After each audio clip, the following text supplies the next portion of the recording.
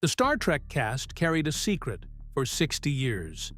They smiled at conventions, signed autographs, but privately harbored deep resentment toward their captain. William Shatner's behavior on set was so bad that crew members walked off. Scripts were rewritten to cut other actors' parts. Friendships were destroyed by his actions. In 2025, at age 94, Shatner finally confessed everything in a documentary that shocked Hollywood. What he revealed about his treatment of the cast explains why they avoided him for decades. His words will break your heart. William Shatner came into the world on March 22, 1931, at 11:45 p.m. in the quiet Notre-Dame-de-Grâce neighborhood of Montreal. He was the only boy in a home with two sisters, Joy and Farla, and the family carried the weight of old traditions mixed with new ambition. His father, Joseph, had arrived in Canada when he was just 17 after leaving Austria-Hungary in the early 1900s. By the 1930s, he had built a clothing manufacturing business strong enough to keep the Shatners secure even during the Great Depression, when most families were barely surviving. Little William grew up walking through his father's factory, watching the workers, and noticing the people of Montreal who lived with real wealth. Those early moments planted two things inside him: curiosity about business and a deep respect for hard work. His mother, Anne Garmes, brought the softer side into the home. She loved the arts and believed discipline and creativity could live together. That mix of strictness and encouragement shaped the way William saw the world before he was even old enough to understand it. Anne was a trained elocution teacher, a rare job in the 1930s, and she saw something in her son long before others did. At age 8, she put him into children's acting classes, something very few families in Montreal would have paid for back then. By 10, he was on stage as Puck in A Midsummer Night's Dream, learning Shakespeare lines word for word and practicing them at home until his mother was satisfied. She pushed him hard, making him repeat lines for hours, but it built the voice and stage presence the world later recognized. William often said his mother's belief in him was the foundation of every bold choice he ever made. Growing up in Montreal meant living in two languages from the moment he could speak. He was fluent in English and French by age 5 and went on to study at Westmount High School, an English institution founded in 1892. Only about 20% of its students were Jewish during the 1940s, yet William never seemed intimidated. He jumped into debate clubs, public speaking contests, and school plays. At 14, he won first place in a provincial elocution competition for his Shakespeare recitations. The competition at Westmount was intense, the kind of academic and artistic pressure that quietly builds confidence. William later liked to mention that Leonard Cohen also studied there, a reminder of the talent that passed through the same halls. By age 6, he was already working, something almost unheard of for a child in the 1930s. He became a voice actor for CBC radio dramas, performing weekly during the years before and during World War II. His first role was in The Adventures of Billy Barker, which aired every Saturday night at 7:30 p.m. from 1937 to 1941. He stood on wooden boxes just to reach the microphone, and still managed to deliver his lines perfectly. CBC archives show he completed more than 50 radio episodes before turning 13. These wartime broadcasts reached millions of listeners, and they taught young William how to control his voice, shift emotion, and hold the attention of people he would never see. His family story reached even further back. His grandfather, Wolf Shatner, had been born in 1857 in Eastern Europe, likely in today's Ukraine or Lithuania. When Wolf immigrated to Canada in the early 1900s, he changed the family name from Shatner to Shatner, a common choice for immigrants who wanted acceptance in their new country. By the time William was born in 1931, The new name had already blended into their identity. That change carried a quiet meaning for him growing up, a reminder that survival sometimes required reinvention. His father, Joseph, never believed acting was a reliable career, but he didn't stop his son either. He took William to CBC radio studios in the late 1940s and waited while his son earned $3 per episode performing adventure stories. One CBC play in 1948 paid him exactly that for voicing several characters in 1 hour. William later said those drives with his father were some of the earliest moments that made him feel his dreams might actually lead somewhere. Anne helped him grow in other ways, too. At home, she organized little plays where William always ended up being the lead. These family skits were improvised, silly and full of costumes, but they helped him learn how to speak in front of people without fear. By age 12, he joined the Montreal Children's Theatre, founded in 1933, a place that focused on helping young actors build confidence and strong speech. The theater staged over 700 productions for more than 250,000 children by 2021, and William became one of its proud alumni. The stage lights and laughter from those shows stayed with him long after he moved on. As he entered his teen years, he found another place to grow. He joined Habonim, a Jewish youth group, where he took part in dramatic readings of Hebrew stories and folk plays during the 1940s. Those gatherings were small but powerful, filled with culture, pride, and stories that taught him how words could pull people together. Later in life, he understood that these were not just performances. They were lessons in identity and community. At 16, in the summer of 1947, he got a job at a YMCA camp in Quebec, directing puppet shows. He earned $25 per week, which today would be about $300. It was the first time he earned real money through creativity. More importantly, the puppet shows forced him to give each character a different voice. That little exercise sharpened the vocal style that became famous years later in Star Trek. When William enrolled at McGill University in September 1949, he chose commerce as his major because it seemed practical, but he could never resist the pull of drama. He joined the Red and White Review, a comedy troupe known for sharp campus satire. Their sketches drew hundreds of students and professors. William spent countless nights rehearsing jokes and learning how timing could change everything. By the time he graduated in 1952, he knew one thing with complete certainty. His future was on a stage, not behind an office desk. During summer breaks from McGill, he performed with the Royal Mount Theatre Company in the Laurentian Mountains. The stage was tiny, the air was hot, and the actors constantly bumped into each other, but the audiences of 200 to 300 people loved the shows. He often played comedic roles in Shakespeare plays. Once, while performing Twelfth Night as Sir Andrew Aguecheek, he slipped on a banana peel and accidentally fell off the stage. The crowd roared with laughter, and that moment stayed with him as proof that mistakes could turn into magic. After graduating, he took a job at the Mountain Playhouse in Vermont as an assistant manager. The pay barely covered his living costs, but he soaked up everything around him, watching experienced actors and practicing lines during quiet hours. He swept floors, sold tickets, cleaned dressing rooms, and memorized scripts late into the night. It was a tough start, but it built his resilience. In 1952, he stepped into the Canadian Repertory Theatre in Ottawa. He understudied lead roles and kept himself ready for anything. His big break came when the lead actor fell ill moments before a matinee performance. William took the stage with almost no preparation, delivered a powerful monologue, and earned a standing ovation. Critics noticed him immediately. That single performance proved he could handle pressure and win over a crowd even in the hardest conditions.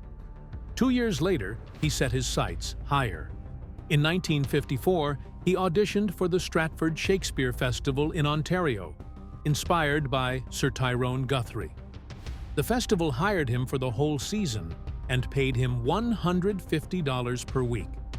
Adjusted for today, that would be about $1,600. It was not enough to live comfortably, but it was enough to survive. He understudied roles in Henry V and Oedipus Rex, rehearsing long hours and learning how to deliver Shakespeare for sold-out shows where tickets cost up to $5, about $55 today. The work was exhausting, but the training was priceless. William Shatner stepped into New York in January 1956, thinking he was about to grab his future with both hands. He was 24, nervous, and standing backstage at the Winter Garden Theatre for his Broadway debut in Tamburlaine the Great. The play was massive, loud, and full of British actors brought in fresh from Stratford. Shatner was given almost nothing to say. He played Usum Kasane, a loyal follower who carried the lead actor Anthony Quayle in a sedan chair and tried not to trip. For 12 days the show roared on, then it closed without warning. One moment he was on Broadway. The next he was standing in the cold New York air wondering how something that felt so big could vanish so fast. It was thrilling and humbling at the same time, but it was enough to plant him in the city, and it pushed him into the next door that opened. That door opened in October 1958 at the Broadhurst Theatre.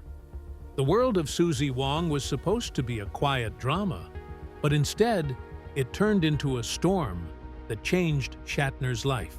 France Nguyen, the leading actress, barely spoke English and learned her lines phonetically. Shatner played Robert Lomax, a young painter trying to make a place for himself. Early audiences didn't like the show. Reviews were rough, but director Joshua Logan kept shaping it, softening scenes, rewriting lines, guiding the cast until something clicked. The chemistry between Shatner and Nguyen became the talk of Broadway. The play caught fire, and Shatner performed 508 times over 15 months, running until January 1960. After that, nobody saw him as a background actor carrying a sedan chair. He was suddenly a rising Broadway star with the city at his feet. His path to that stage had started years earlier in Toronto. In 1951, he showed up on a tiny Canadian film set for The Butler's Night Off. They called him Bill Shatner and handed him the role of a crook in a comedy no one expected to see twice. The budget was so small, the crew kept reusing props, and half the lines were made up on the spot. Shatner's scene was short, chaotic, and full of laughter from the cast when he tried to act serious. The whole thing was filmed in a few days. It was far from glamorous, but it was his first time on film, and it broke the ice for everything that followed. By 1958, he found himself in something completely different. MGM cast him as Alexei Karamazov in The Brothers Karamazov, filming in London and Paris. It was his first Hollywood role. He trained in Russian accents, worked 14-hour days, and watched Yul Brynner injure 2 vertebrae on the first day of shooting. The movie struggled at the box office, but Shatner's role pushed him into the world of big studio productions. It was a hard job, filled with pressure and long hours, but it taught him how intense Hollywood could be. 3 years later, he walked onto an even heavier set. Stanley Kramer's judgment at Nuremberg in 1961 placed Shatner inside one of the most emotional courtroom dramas ever filmed. He played Captain Harrison Byers and performed opposite Spencer Tracy. They shot scenes in authentic Nuremberg trial rooms, using multiple cameras to capture a 12-minute verdict shot without cuts. The intensity of the real location mixed with the weight of the story made it unforgettable. Shatner's testimony in that courtroom became one of the many reasons the film is considered a landmark. By then, he was becoming a familiar face, and television kept calling. In October 1963, he terrified audiences in The Twilight Zone episode Nightmare, at 2,000 feet.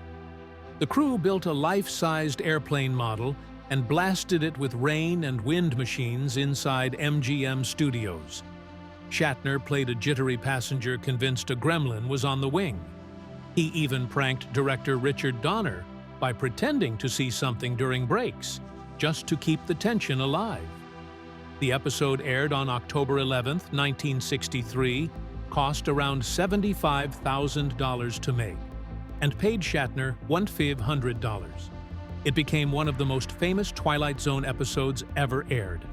A year later, in 1964, he guest-starred in The Man from UNCLE in an episode called The Project Strigus Affair. They filmed at Universal Studios using wires and harnesses to mimic zero gravity as Shatner raced through narrow corridors. Leonard Nimoy played the villain's henchman, long before either man knew they would be linked forever. Fans loved the energy of the episode, and it kept popping up in reruns, building a quiet foundation for what would come next. That same year, he appeared in Alfred Hitchcock Presents in an episode called The Star. He played John Crane, an actor clinging to his fading career. The role hit close to home, and Shatner rehearsed his monologues for hours on the Revue Studios lot. Hitchcock oversaw the production, shaping the tension and mood. Shatner earned $1,200 for the episode. It wasn't much, but the performance stood out and showed how deeply he could dig when a part demanded honesty. In May 1965, he turned into a slippery lawyer on Dr. Kildare in the episode To Each His Own Prison. He earned $1,000 for the role, walking hospital corridors alongside Richard Chamberlain. The story centered on legal pressure and ethical fights, and Shatner's character pushed the drama toward its boiling point. It was another piece of his growing television career. Then came February 26, 1966, when he rode into Gunsmoke as a hardened gunfighter in The Town That Wouldn't Die.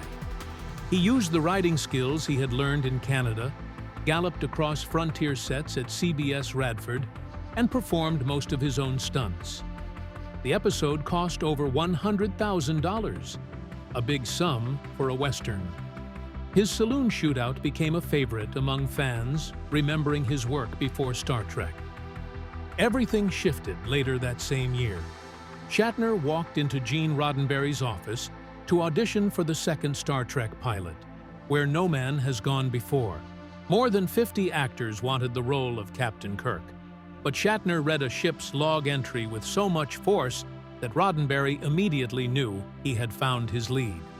Shatner even told him how brilliant he thought the first pilot, The Cage, was, and his honesty impressed everyone in the room.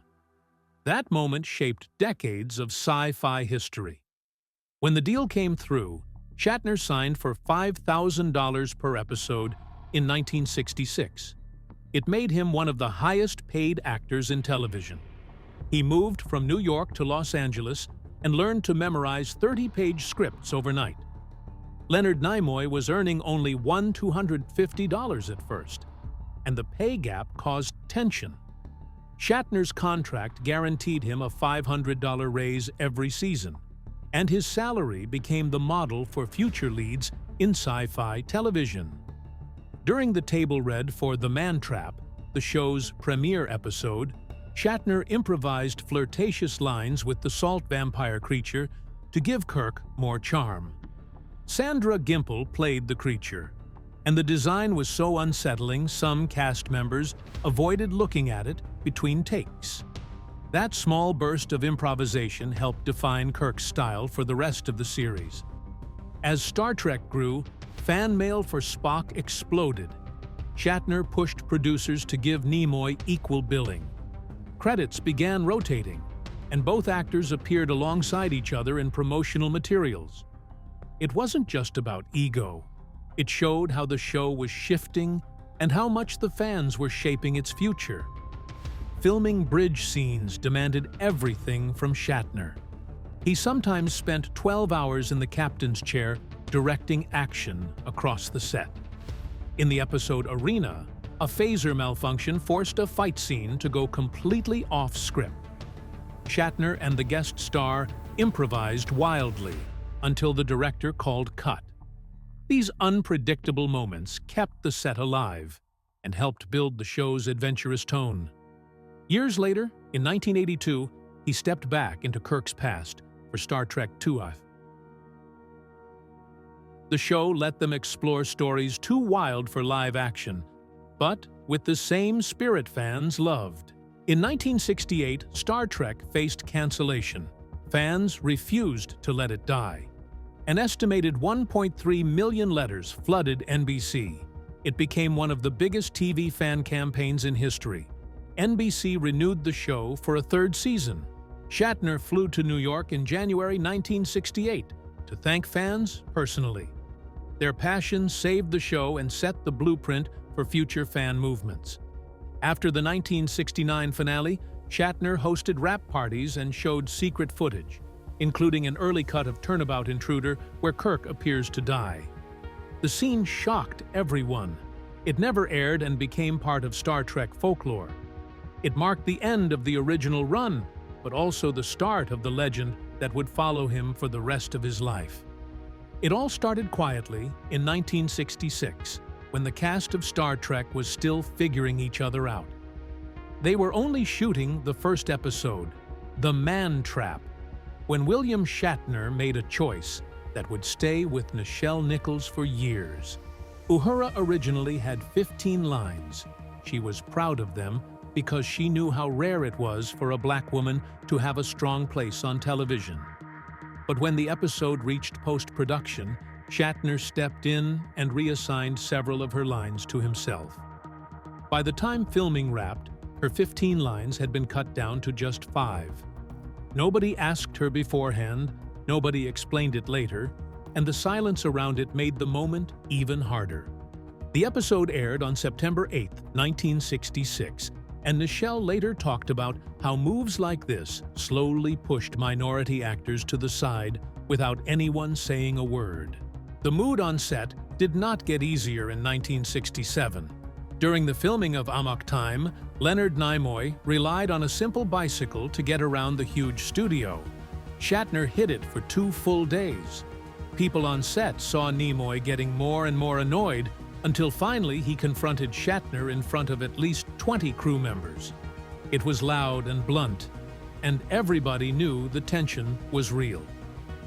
Amok Time aired on September 15, 1967, but the memory of that prank stayed behind the scenes for much longer, deepening a rivalry that would last for years.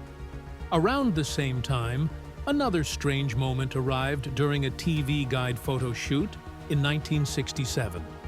Nimoy had finally become popular enough to get a solo cover. It should have been a proud moment.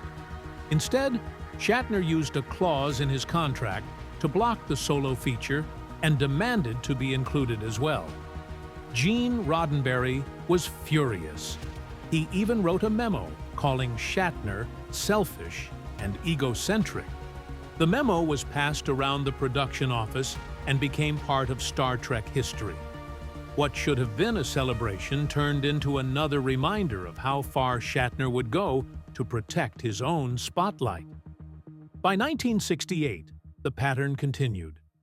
During the filming of The Tholian Web, George Takei was supposed to have a big moment. Sulu was meant to command the Enterprise in that episode.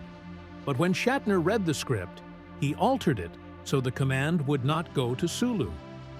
Takei's planned 8 minutes of screen time dropped to just 2 minutes after reshoots.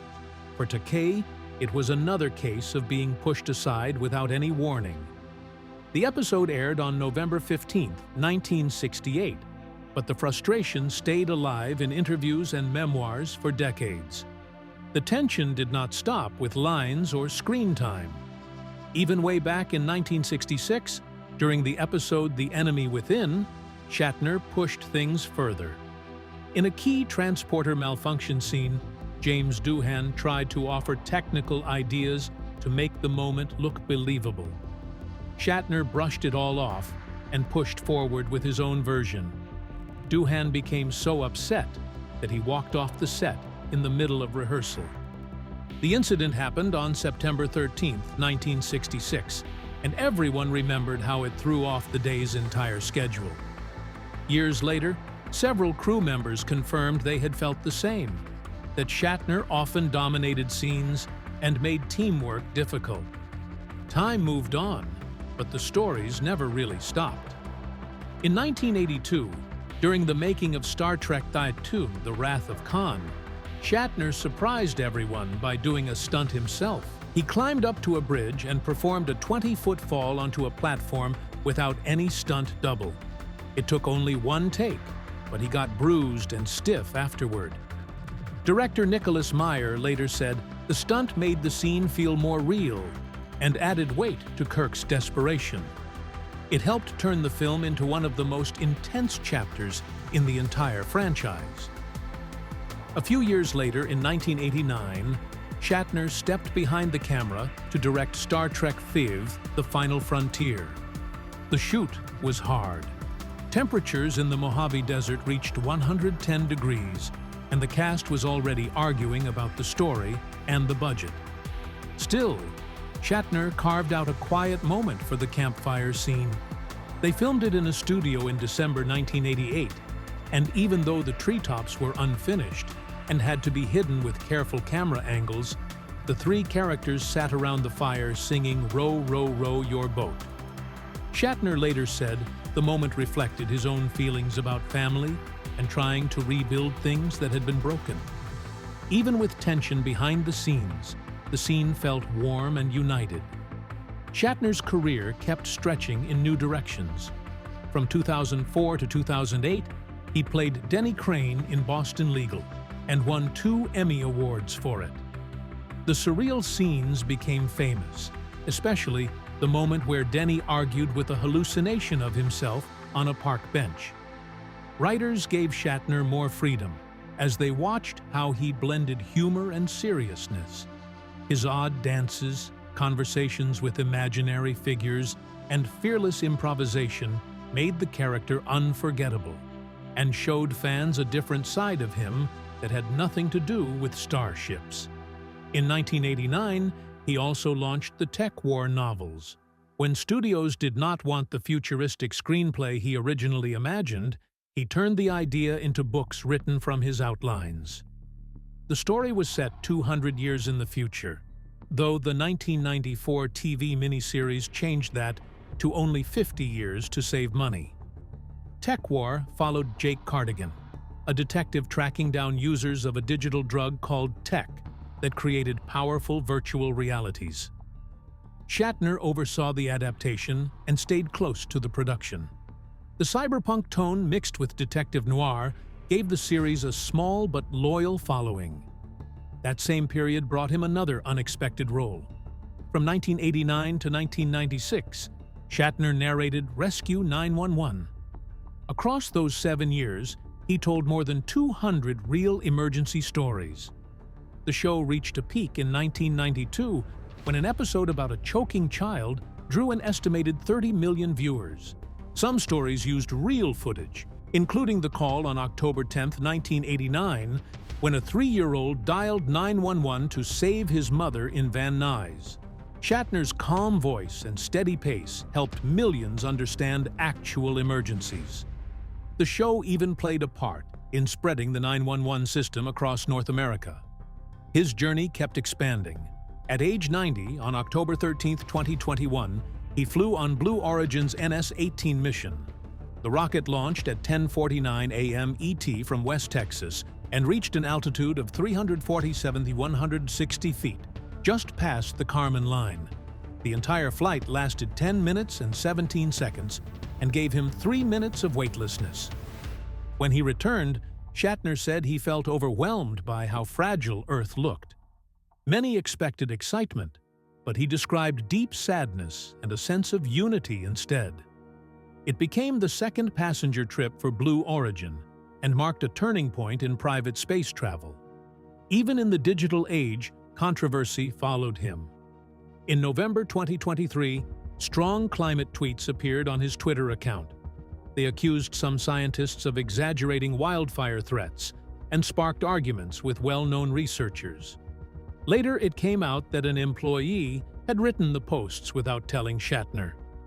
The discovery ignited debates about celebrity authenticity and how easily public voices can be misrepresented online. At the same time, Shatner spoke at COP28 and said, "We are dying from climate change," showing that his personal stance was different from the posts that caused the uproar. In September 2025, rumors spread about a health scare. Some claimed he had been hospitalized after a low blood sugar incident. When he appeared at Fan X in Salt Lake City, he laughed it off and said he only overindulged in ice cream. He told fans not to trust tabloids or AI-generated stories and shared a fresh tale instead.